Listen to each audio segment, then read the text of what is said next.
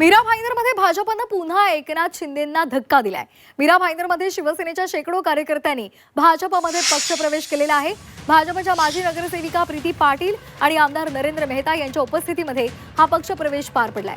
महायुतीमधील मित्रपक्षांनी कार्यकर्त्यांना एकमेकांच्या पक्षामध्ये प्रवेश द्यायचा नाही असे ठरलेलं असताना सुद्धा पक्षप्रवेश संपन्न झालेला आहे आणि त्यामुळे शिवसेना आणि भाजपमधले संबंध आता ताणले जातील अशी शक्यता आहे।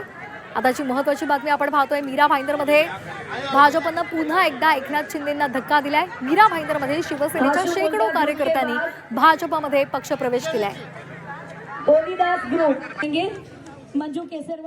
भारतीय जनता पक्ष हा देशातला नाही जगातला सर्वात मोठा पक्ष आहे आणि आज या देशामध्ये कुठल्याही पक्षावर विश्वास असेल जनताचा तर भारतीय जनता पक्ष। नरेंद्र मोदी साहेबांच्या नेतृत्वामध्ये ही संघटना आणि पक्ष खूप मोठ्या संख्येने वाढलाय आणि ज्याप्रमाणे झपाट्याने मीरा भाईंदर शहर असेल, महाराष्ट्र राज्य असेल, केंद्र सरकार असेल, ज्याप्रमाणे विकास होतो त्याप्रमाणे एक मात्र विश्वास कुठल्याही पक्षावर आहे ते भाजपवर।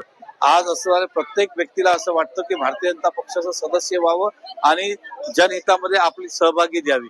आज प्रीतीताई पाटीलनी या निमित्ताने त्यांचे जेवढे महिला मंडळ ग्रुप होते त्या सर्वांना या पक्षामध्ये प्रवेश करून घेतला आणि या भागामध्ये आता मला संपूर्ण विश्वास आहे की संघटना अजून बळकट होईल। तर या संदर्भात अधिक माहितीसाठी जाणार आहोत आमचे प्रतिनिधी ओम देशमुख यांच्याकडे। ओम, जागा वाटपाचा तिढा हा कायम असेल याच्यामध्ये खरं तर वाद नाहीच आहे, पण आता आपण मीरा भाईंदर मधली सुद्धा बातमी पाहिलेली आहे। मीरा भाईंदर मध्ये शिवसेनेलाच धक्का दिलेला आहे। खरं तर त्यांचं ठरलेलं होतं की कुठल्याही कार्यकर्त्यांना किंवा इतर पदाधिकाऱ्यांना पक्षप्रवेश करून घ्यायचे नाहीत, मात्र तरी सुद्धा असं घडत असेल तर संघर्ष अटळ आहे। श्वेता, खरं तर पक्षप्रवेश बंदीचा तह करण्यात आला होता, परंतु पुन्हा एकदा मीरा भाईंदर जे ठाण्याच्या अगदीच शेजारचं आहे आणि ज्या ठिकाणी प्रताप सरनाईक विरुद्ध भाजप विरुद्ध इतर असा संघर्ष कायम पाहायला मिळतो, त्या मीरा भाईंदरमध्ये पुन्हा एकदा भाजप विरुद्ध शिवसेना हा संघर्ष पाहायला मिळतोय। स्थानिक आमदार नरेंद्र मेहता यांनी शिवसेनेतल्या पदाधिकाऱ्यांना भाजपमध्ये घेतले आणि त्यामुळे संघर्षाची परिस्थिती पुन्हा एकदा या भागामध्ये निर्माण होताना आपल्याला पाहायला मिळेल।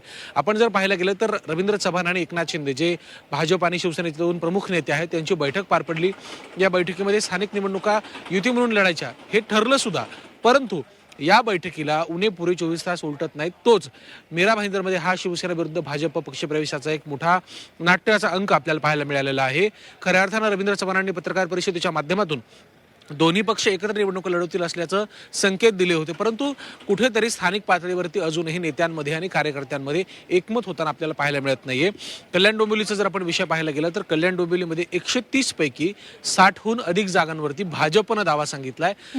खऱ्या अर्थानं समसमान जागा वाटप व्हावं असा सुद्धा एक भाजपचा होरा आहे। ज्या ठिकाणी समसमान ताकद आहे त्या ठिकाणी पदांचं वाटप सुद्धा, जागांचं वाटप सुद्धा, सत्तेचं वाटप सुद्धा, जबाबदाऱ्यांचं वाटप सुद्धा समसमान पातळीवरती व्हावं अशा प्रकारची भूमिका भाजपकडनं घेण्यात आली आहे। कल्याण डोंबिवलीच्या बाबतीत तरी भाजपनं जी मागणी केली त्यावरती किंवा भाजपची जी भूमिका आहे त्याला शिंदेच्या शिवसेनेकडनं कदाप तरी कुठलाही प्रतिसाद देण्यात आलेला नाहीये।